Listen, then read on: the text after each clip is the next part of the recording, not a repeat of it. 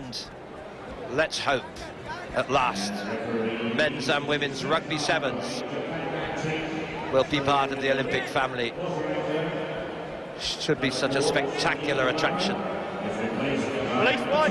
Meanwhile, Sri Lanka a lot of work to do. Guaranteed to get the crowds, Nigel, and as you mentioned, the women, what an excellent exhibition they showed in Dubai 2 weeks ago. Australia against New Zealand in the final, as Yamamoto makes a break for Japan. Well, coming back, luckily there, Sakira had been sort of dawdling a bit, was coming back from an earlier play and managed to get the tackle in. Now they get the penalty. Sheriff gets again the break. Now too slow to offload. Big tackle there by Tupu Aile. Just dumped his man. Got to come through the gate, not from the side. And Tupu Aile penalised it, and that was a really big hit on Viraratne. I know Andrew Lees is a good coach, referee, excuse me, but sometimes the advantage rule, well, he hasn't used it today. Sri Lanka were in control at that stage and probably would have preferred that play continued instead of coming back to the set piece. As SriLanka now looks to try and get something on the board for them. They're creating chances, aren't they? They just seem to lack the confidence to go through with it. They've made the breaks now. Bit of room out here, surely for their quickest man, Jayasinghe. Jayasinghe trying to go round outside Nakatomo. I think he's going to do it, and this is the man they should have been releasing earlier. Terrific score. We've been waiting for that to happen. Finally gets a half chance and makes the most of it. Terrific score, and Hisham Abdeen can be well pleased, but that's the way forward for Sri Lanka. It's so clear. The man out of Kandy, he's not young, 31, and easily their best sevens player over a decade. Get the ball to the express pace and allow him the chance to go one-on-one. He did that against Nagatomo. Really, just too much class.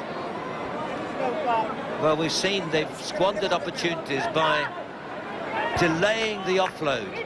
Got to go to the support before you are smuggled in the tackle. And there we saw it. A clear, orthodox move, a long feed. This man, a bit of room, he's gone. Scored 45 tries for Kandy in 15s last season. Spent a short time in Taranaki, and he has been to 2 Commonwealth Games. Has the build and he's got the pace. So Japan have a look to their laurels. 2 tries against Australia yesterday by Sri Lanka. 2 against Zimbabwe. And they need a couple more here. Oof.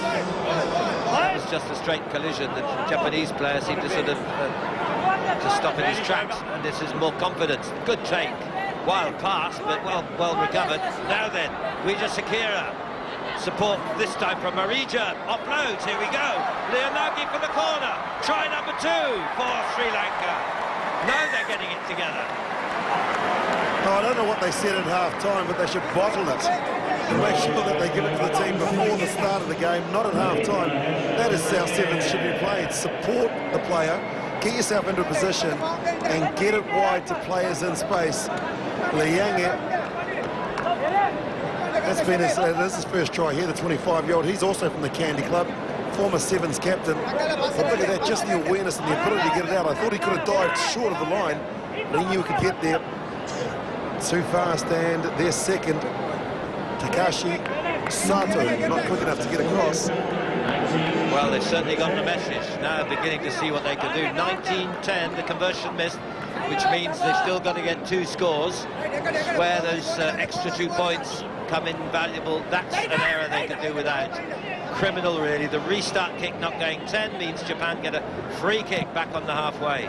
And the intriguing thing about this wonderful game is it's the first time that Japan have touched the ball in the second half. All of the possession's been with Sri Lanka. They've scored 2 good tries. And Wataru Murata, the coach, will be looking on, hoping that his team can strike back. 2.5 minutes. It's time enough, but they've got to get the ball. Japan, meanwhile, wants some rejuvenation. This is Nakatomo. Nakatomo, we've got the sweeper. Sheriff is back there. The pass to Tupu Aile went backwards. And here again, need to offload before contact, especially against bigger, stronger forwards. And he goes down on the deck instead of looking and thinking first of support, let's offload. Seems to be the mindset of a lot of these players is to get into contact and then think of the option, as opposed to what should I do before I get into contact. And Sri Lanka guilty there of sealing. Yeah, and it's one of the great talents of a team. You look at New Zealand, they do it so well. You get someone like DJ Forbes, big, strong, commits one or two players, but just before he's wrapped up in the tackle, it's gone to someone else. Interesting you say that, Nigel, because I was talking to the Canadian assistant coach, Kieran Crowley, at breakfast this morning. He thinks that Phil Mack is a terrific young player, but gets into contact too much and should be a person that attracts the attention, feeds it, and then loops, because that's where he's most effective. Yeah. So the time runs out for Sri Lanka. Just a minute 20 remains. Not impossible. That looks like a knock-on by Tupuale. The referee blows it. Sri Lanka perhaps, well, they want to get on with this quickly. I'm sure they'll be tiring. It's been a grueling couple of days. This is early morning, which isn't everyone's favourite time, especially mine.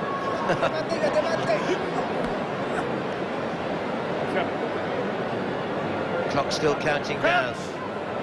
Touch! Mohammed Sharif, one of the new players in the Hong Kong squad. Penalty here. Take it quickly. Look at Visha Sakira. He's desperate to get the ball. He's got to use it. Again, into contact too quickly, but this time it worked all right because they won the thing.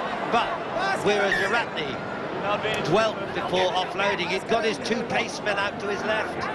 Stranded. Can't believe it, they're not actually getting the ball out to Jaya Singh. He was clear once again.